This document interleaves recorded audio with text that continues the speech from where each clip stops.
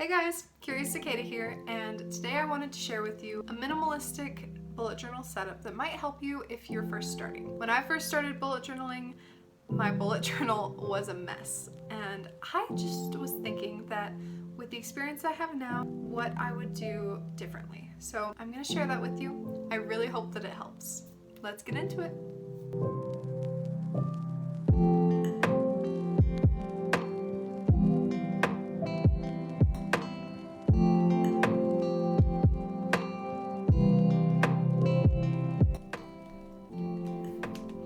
So obviously this is a new bullet journal. This isn't the one I'm using right now. I have an extra for any spreads that I want to make that are not going to be in my personal bullet journal.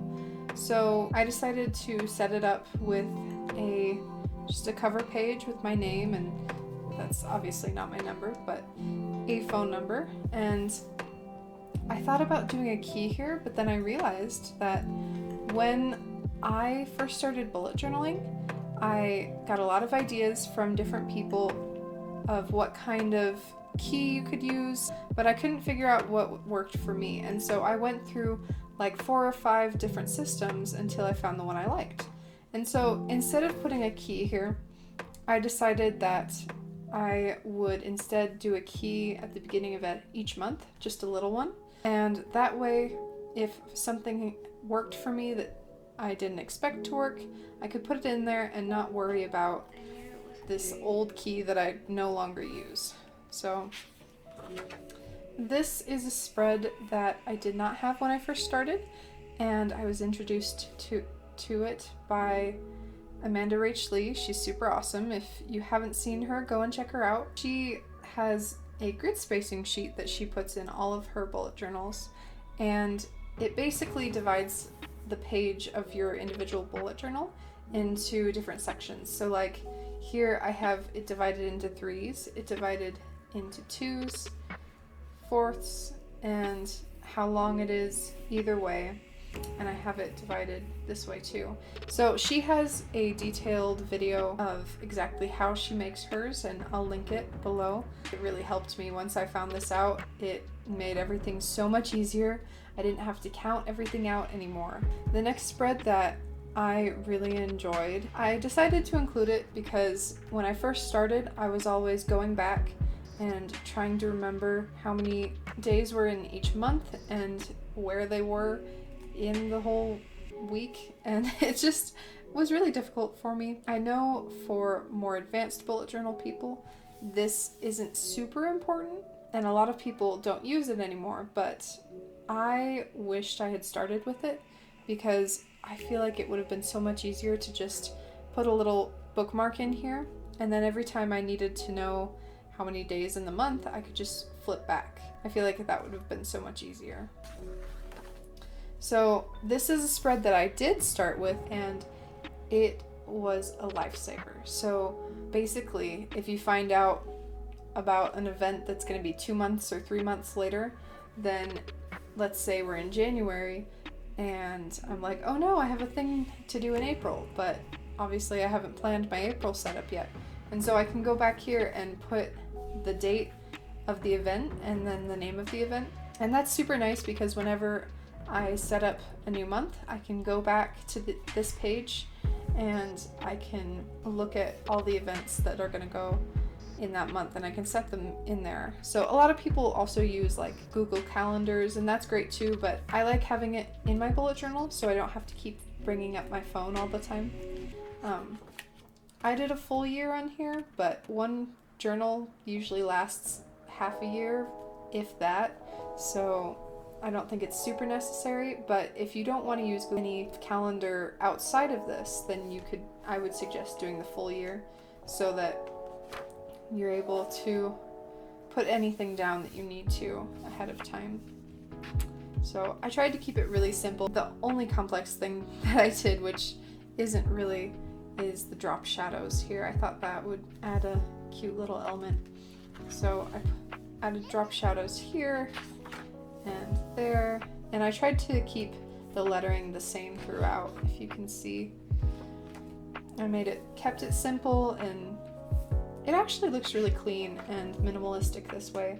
And that way you don't have to worry about colors or any doodles. You can just keep it simple. When you're first starting bullet journaling, just getting the hang of it is the hardest part.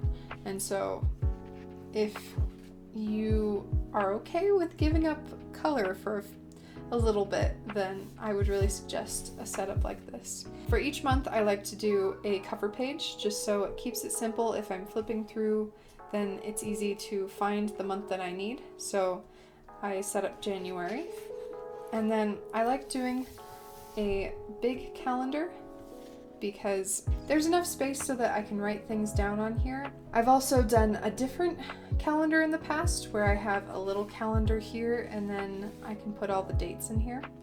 But for this, it's just easier for me to see it all. I'm a very visual person, and so if I'm able to see everything at a glance, then it keeps me in line for the rest of the month. And once again, just keeping it super simple with no extra color, just the black fine liner. I used pretty much the same fine liner throughout all this. I used the Faber-Castell, I believe it's 0.5.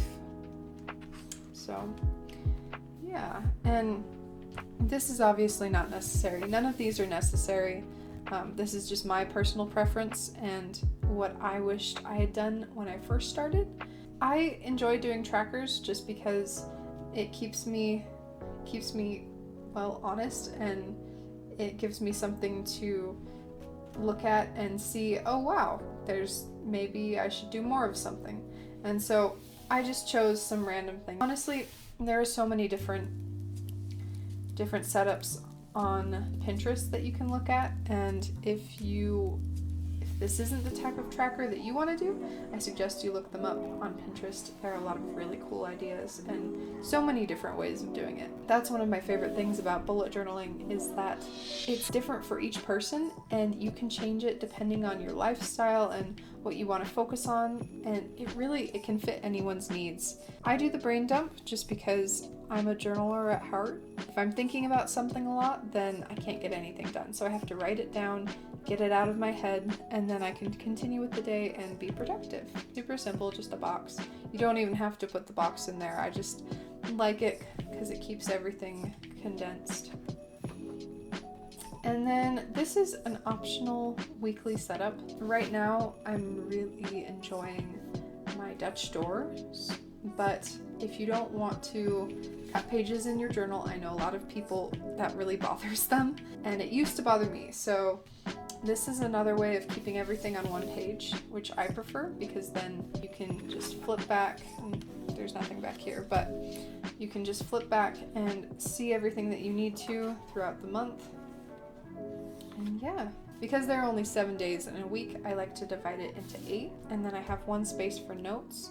And if I don't use the notes page within this week, I usually use it to write a little note of like, hey, this is what I'm interested in right now, or this is what has been taking up my time.